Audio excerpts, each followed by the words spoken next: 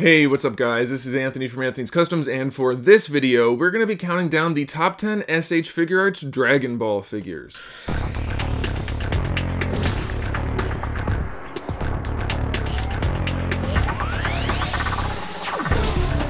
Now this is another pretty difficult list to put together. There are a lot of Dragon Ball figures, and they're all generally the same quality. I mean, for the most part, they're all about the same, so it was very difficult to pare it down and to pick 10 that I think were the best.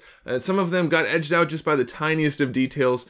Some may surprise you, some may not, but let's go ahead and dive in, starting with an honorable mention. After spending some time with this new Trunks figure, I have to say it's not as good as I once thought. It's going in the right direction, it's got some really nice engineering and some nice ideas, but it just has too many flaws for me to put it higher on the list. The torso just doesn't work that well, the hips have some weird flats on them that make it not easy to pose, and then the calves are definitely sculpted not in a great way. So while this guy is initially a really good figure and on the right track to being great, it just misses the mark by just enough to not make it higher on the list.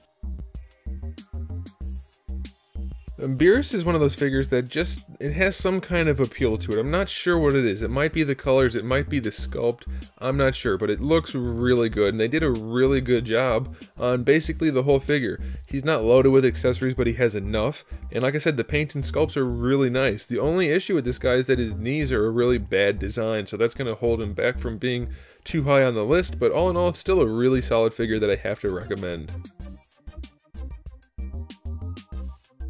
Androids 17 and 18 are technically pretty good figures. They both have a couple of issues, but to me there's just something about them that's not quite there. I don't know what it is. They're missing that it factor, but on paper they're technically really solid figures, and I get to put them as a single slot because it's my list and I wanted to.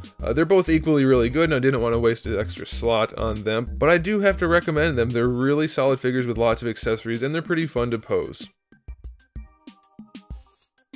The Scouter Vegeta is one of those figures that people wanted for a really long time, and when it came out, it turned out that they did a really good job on him. He's got two minor issues. One is that his Scouter doesn't stay in place very well, and the other is that his hips are a little bit loose.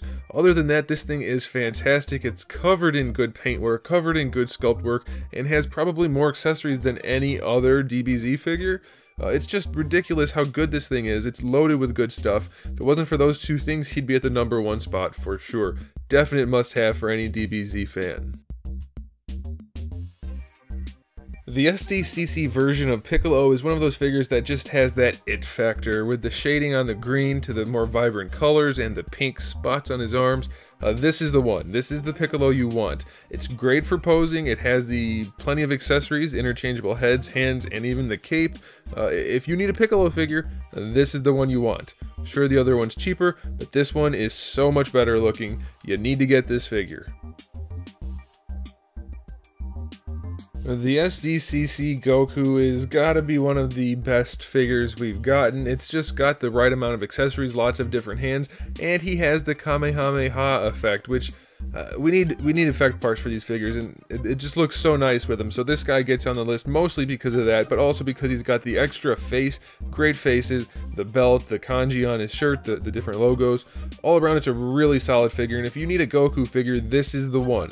Other than the Awakening, which is like a different version, this is the one you want. This one, or the Awakening, depending on which one you want to get. But this is the basic Goku, you need to have it. Krillin here is a lot like Frieza. There's not a whole lot to complain about. They did a great job with this figure. Does have a couple tiny issues here and there, but he has a bunch of accessories, really nice paint job, really nice sculpt work. He's got good knees. He's got the belt on him. He's got just about everything you could want. Really, the biggest complaint people have is that his eyes are painted white and that his Destructo disc isn't as good as it could be. But otherwise, this guy's a phenomenal figure, and I have to recommend him. While the original Trunks figure isn't quite as good as the original prototype shots, it's still a really solid figure. It's loaded with all of the traditional SH Figuarts articulation, and he has a ton of accessories. He's got the sword, the sheath, interchangeable heads, interchangeable faces, tons of hands, great all-around look, and he's got great posability. You can't really ask for too much more. We still don't have a better Trunks, so that's saying something. It's an older figure, and it still stands out as one of the best. I originally thought the Awakening Goku would be at the #1 spot, but he's lacking some accessories, and he does have some issues with the articulation. It's an all-around great figure with a fantastic sculpt and a really solid paint job, but there's just a little bit here and there that could have put him over the top, and it's just not there. We could have better shading in the hair and some more accessories, but otherwise, he's a really solid figure and a definite must-have for any DBZ collector.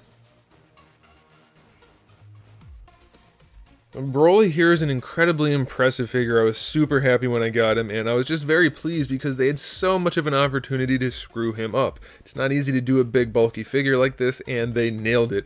I was originally going to have him at the #1 spot, but his limited number of accessories and somewhat limited posability do hold him back.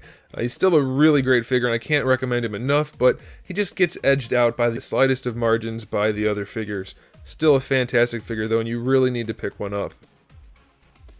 The Final Form Frieza is a really fantastic figure. While he doesn't have much paint, the paint that's there is done really well. We have shading throughout the white, and then that pearlescent purple is just fantastic.